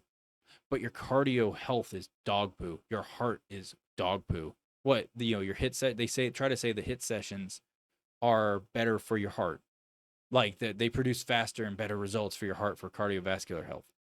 That's not true. No, you need longevity. You also need longevity where your heart has the stamina to endure a higher rate of operation. And that's why I fuck missionary. Yeah. So good cardio in missionary position. That's the best way to get it. You're going to get a six-pack real fast. Dude, I was wondering why I was looking a little more vascular today. Missionary is all I know how to do. Stare right into the eyes. Don't look away from me. That's what I said. Just keep looking at my eyes. But honestly, that's what... 999, 1,000, 1,001, 1,002. Are you getting reps in right now? Everything's exercise in my life. Who's going to move the fucking boats? I'm going to move the boats, dude. Who's going to carry the logs and the boats? Who's going to push the cars? My wife. Equal rights, equal fights. And that's why I jump rope. Next time I break down, I make my wife get out and push it when she's pregnant. I don't like running. I don't like... Oh, my God. I'm gonna sit in the driver's seat steering this bitch. Get out. Nah, dude, I look at my litter of children. I go, well, that's why I got the reins hooked up out front, Santa Claus style. Everybody get out there. I'm gonna sit on this hood. The toe strap on. Dude, why do you think why do you think I want to invest in a convertible? I can just throw down the top, throw the reins over like that. There you go. Now we're talking. We get the whips too. Yes, and I'm the one who's smart enough to put little barbs on the end of the whips. Really makes them kick it into overdrive. Dad, not again. I'm just kidding. I don't do that. That is insane, but hilarious. Evan does to all of his children. Where do you go to get a custom made child? Finish that sentence fast, dude. Child harness. Okay. They say like, where do I go to get a custom made child harness? Okay. That I can strap into the car to have them pull my car along. Amazon's got everything, dude. Etsy. Temu's probably got it, dude. Or Five Below does too. Are you trying to have a child bobsled? We got you. I don't know if it's gonna be rated for pulling a car. Done, Temu. Dude, just get some log chains. They're heavy, but make them kids work out and get just wrap it around their waist. They'll be fine. Yeah, that'd be all right, dude. There's nothing wrong with your kids come out with the legs the size of tree trunks. Like, Dad, don't make me squat. Dad, I'll kick you. I'll kick you, Dad. Dude, you ever see me mule kick, Dad? How do you think the bumper got blown off the car? Shit. What have I done? I'd be like, well, I haven't had to buy gas in years. Thanks. Gas in years? What oil crisis? I don't even need gas. I got children. Yeah, dude, everyone's worried about having a generator backup. That's why you have a water generator, with a little wheel. But it's got little kick feet on it, feet stands on there. Just make your kids get on there. That's what I was gonna say. I have my hamster wheel in my backyard for my kids to run on. That's great cardio. They power up my entire house. I don't get on that. They power up my entire house. I don't ever step foot on that thing. That is a dangerous thing to get on. My kids, though, on the other hand, that's fine. I make them. Yeah, dude, you're over there making them running on that thing, and you're like, I'd never turn off the lights. They're always on. Never get a break. Solar panel? Why? I told you I'm playing the PS5 tonight, so get on there and start You running. better go run now or you're not getting fed. You're gonna make me lose my COD match. Come on, guys. What? I just joined that Fortnite server. Get your ass back up there and start running. Is this a power outage? Which one is it running? Who's in here? What? Why are you in here? Which one of you isn't running right now? Dad, I've been running for 24 hours straight. Pain is weakness leaving the body. Get in there. Who's gonna carry the boats? I'm not. I'm sedentary, fat. I got type 3 diabetes. I'm trying to get. Wait, what was I talking about? Who am I? Wait, who am I? Come Who are these inside. kids? Where are you going? Who are these kids? Yay, Dad forgot. I don't know you. Get back on that wheel. You were on there when I found you. I hate you so much. Insulin costs. 3 children $10 a to year. $1,000. It's a lot. So in the U.S., insulin prices skyrocketed roughly threefold between 2002 and 2013. Damn. So the average annual cost per patient is from $2,900 to $5,700 by 2016. So as of 2018, Better have insurance. the Holy average shit. cost per insulin vial was nearly $99. Well, just call it $100 at that point. Yeah, no Jeez. joke. Oh, round down, dude, it's $100. That's got to be an insurance thing. Where like, if it's at $100, your premium. It's all goes marketing. Up. They all do that on purpose. Yeah, It's of all course. marketing. It's like, well, it's not 100. It's 99. It looks better on the eyes. It's not 3 digits. It's 2. Yeah, savings, dude. Would you prefer a 3-digit? We can give you one. That's pretty much what they're thinking. Yes. And then I go, 99 sounds great. I'll take it. Thank you. Yeah, because the next 3 digits going to be 199. Yes, exactly right. It's okay. They still did that. The 3 digit would be $9.99. Screw you, dude. I mean, they did that, right? Wasn't there? Yeah, wasn't there that guy who got a lot of backlash for Mm-hmm. having insulin, and he raised the prices to $1,000 a vial? Yeah, what a piece of shit. Oh, that was the EpiPens. yeah. That I forget the guy's name now, but Mm. his family had like the rights to EpiPen, and he raised the price to something insane. Yeah, it's ridiculous. And then what was it? So compared to as low as $7 to $14 in other countries like Australia, the UK, and Canada. So they're charging based on where you live. So I found And out. they're controlling that. I found flow, out too. during this research that America pays high prices in pharmaceuticals so that other countries don't have to. Bull. Yep. No, that's not bull. Is not true. I do remember vaguely us talking about that at one point So in the past. all these pharmaceutical companies will, because the insurance here is paid out so well, that they'll raise the prices to insane amounts to counteract for people in England or Ireland or Japan to be able to afford the same drugs at a quarter of the value, Yeah. which is fucked up. That is not okay. Yeah. No, it's messed up. And then, you were talking about like, oh, hope you have insurance Yeah. type crap. So the out of pocket, so uninsured patients are paying insulin costs up to $2,800 compared to $1,678 before the Affordable Care Act. A staggering 79% of Americans on insulin report it causes financial distress. Obviously, sorry, I'm reading like statistic deals, and it says nearly 80% carry debt due to insulin expenses. God dang. Dude. And then so the typical individual might spend roughly $450 monthly on insulin, not including pump supplies or like your syringes, things like that, the things your needles, things like that, like all the things that go in your device kit, test strips, all the other trimmings that come with You what better deal with. have very So, good insurance. Right now it's totaling roughly $5,400 annually. God, I hope I don't have diabetes. Yeah. That's why I told you, dude, when you were like, yeah, I'm going to change my diet. And I was like, oh, you can go get shredded, bro. I You're said, like, no, I'm gonna eat cake. I'm going to eat cake, dude. I'm going to just pile it on. I was like, hell yeah, dude. I support that. Beer curls. There you get it. I'm out here. Hell yeah. I'm out here eating burgers with bread, no meat or Burgers? vegetable.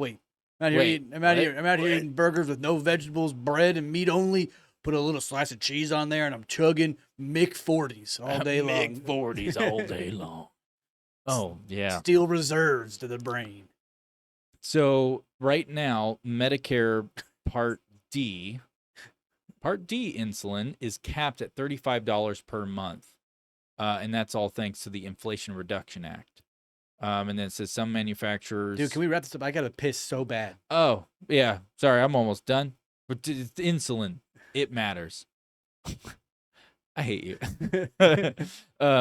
But no, it's $35 a month for the Inflation Reduction Act. And then some manufacturers offer assistance programs capping OOP costs, out-of-pocket costs, at $35 for certain products.